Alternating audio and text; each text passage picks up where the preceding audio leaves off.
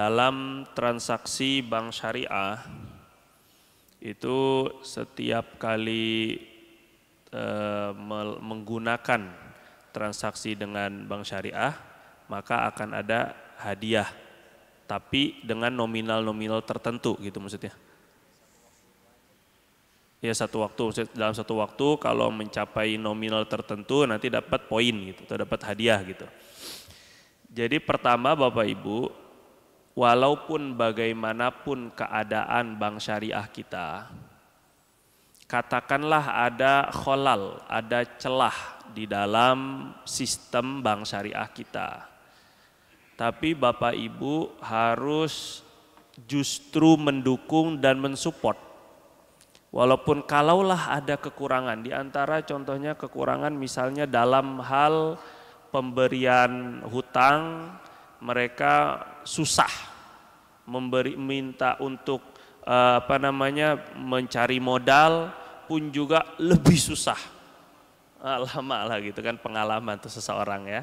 Nah, apalagi terus juga ada sebagian orang yang ngadu ke saya, ini bank syariah saat ketika kita punya utang ataupun juga mungkin modal usaha, padahal dalam keadaan COVID, dalam keadaan usaha memang turun, tapi tetap bayarnya harus sama dan terhitung nggak ada sama sekali dispensasinya gitu, toleransinya.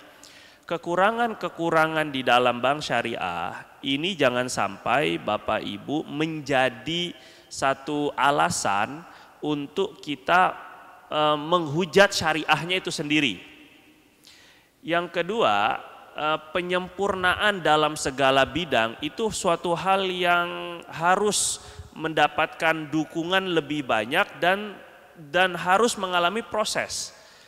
Artinya dengan kita mempercayai bank syariah saja, setidaknya kita sudah lebih memilih dan memutuskan bagaimana keuangan yang kita harapkan dengan kita memilih bank syariah.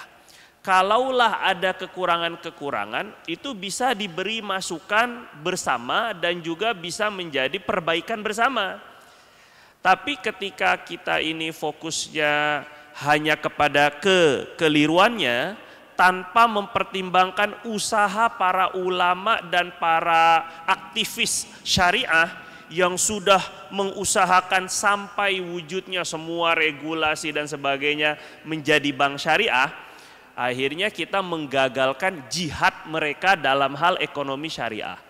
Setidaknya bank syariah masih lebih terkontrol sisi syariahnya daripada yang konvensional Bapak Ibu.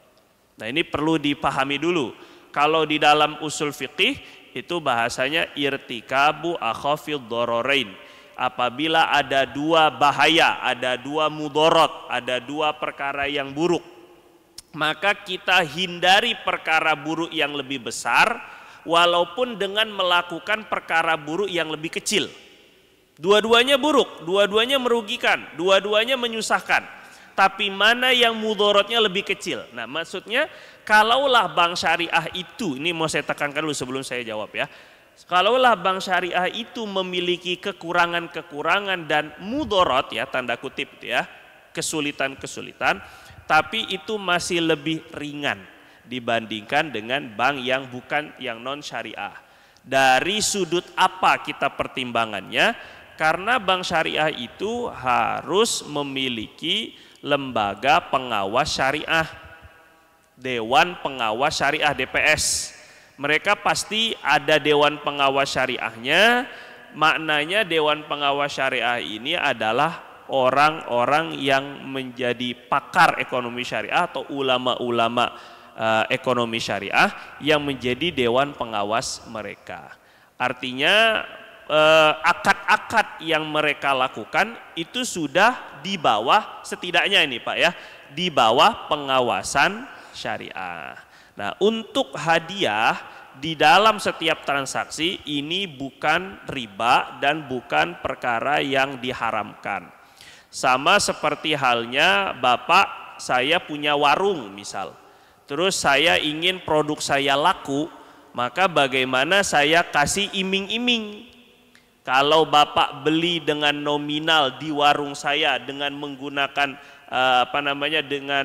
di tempat saya barang-barangnya nominal sekian, Bapak akan dapat apa? Ibu dapat piring misalnya, Bapak dapat istri misalnya. Misalnya ini aja kan. Maka dengan nominal tertentu kita ingin menaikkan omset dalam penjualan. Ini tidak menjadi masalah. Itu disebut di dalam syariah sebutnya hadiah bi syartin. Hadiah dengan syarat tertentu. Kalau Bapak kepada anak misalnya, kalau kamu ranking 1, nanti Bapak beliin sepeda. Itu hadiah dengan syarat.